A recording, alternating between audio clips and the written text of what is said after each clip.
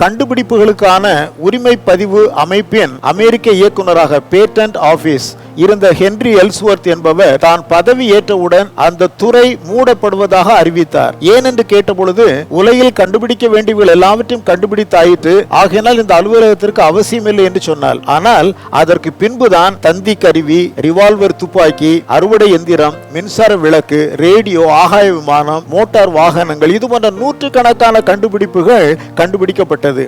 இப்போதும் TV, mobile, computer போன்று தினமும் உலகில் கண்டுபிடித்த வண்ணமாகவே இருக்கப்படுகிறது. நூற்றுக்கணக்கான புதிய கண்டுபிடிப்புகள் எழுந்த வண்ணம் உள்ளன. ஹென்றி எல்ஸ்வொர்த் அவருடைய புரிந்து கொள்ளுதல் மட்டுப்பட்டது.